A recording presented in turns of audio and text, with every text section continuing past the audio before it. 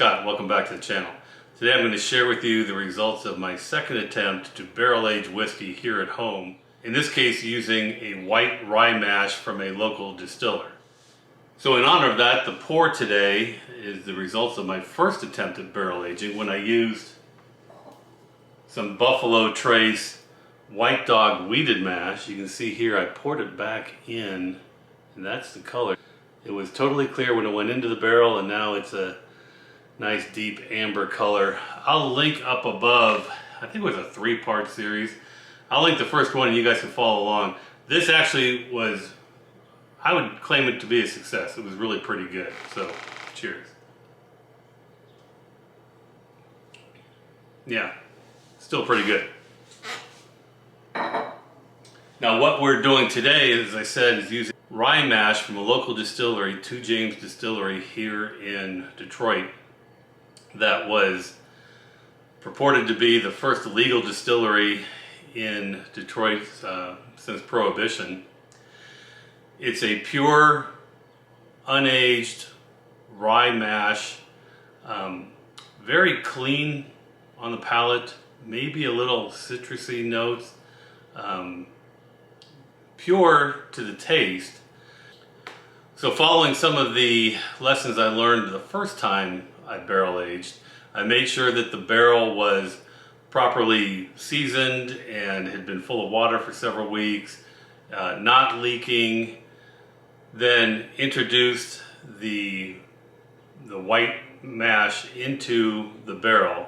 Now this was a fairly expensive proposition. This 2 James Rye Dog, as they call it, is almost $60 a bottle, and it took like 3.5 bottles to fill up my 2-liter barrel. And then it's been now almost 3 months since I put it in there, just left it to sit, and the results were somewhat disappointing given the amount of liquid that was lost to the Angel's Share and the Devil's Cut. And as you get to the 3rd part of the previous attempt, that was the issue then as well. I lost quite a bit of volume, which I did again this time. The results are this. Here's the bottle. I've taken it out and poured it back in. Out of 3 and change bottles that went in, not quite half a bottle came out. And it obviously did take on a darker color. The taste, as with my previous attempt, much more sweetness, some more floral notes. It's 100 and some proof, so it gives you quite a kick, a little bit of a burn. Definitely not as smooth as the Buffalo Trace wheated mash that I used before, but it's definitely improved from the clean, pure form that it went in. I enjoy doing the process. I think it's fun to try this. I'm not sure if I'm going to do it many more times given how much I'm losing to evaporation with this, because it just, at a certain point, it becomes cost prohibitive for the results that we're getting at the end. While I'm here, I can give you a quick tour of the current bar setup. So across the top we have, pretty much left to right, I have it organized by Scotch whiskeys to bourbons. Across the top you've got your Dalmore, Arbor, Highland Park, which is really good. Yamazaki 18, outstanding Japanese whiskey. Of course, the obligatory Blanton's, a couple bottles of those. The next level down, again, there's a Dewar's signature bottle back there. And then I think there's 40 bottles total or so. Lagavulin, Lefroy, Glenlivet, Old Fettercairn, Isle of Skye. That's my family's ancestral home on my mom's side, Macallan.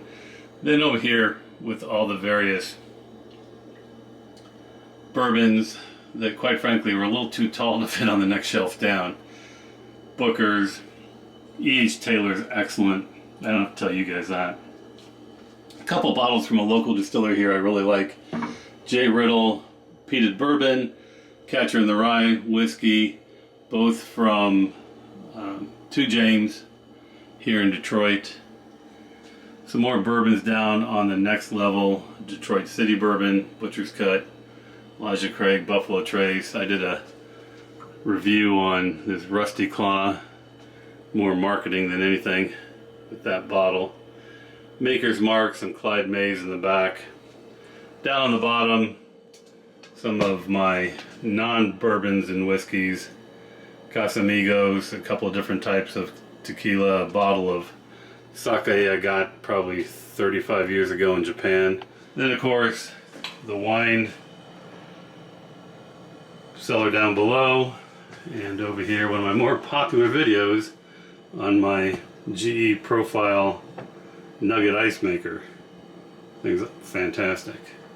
So to conclude, I enjoy doing these type of experiments.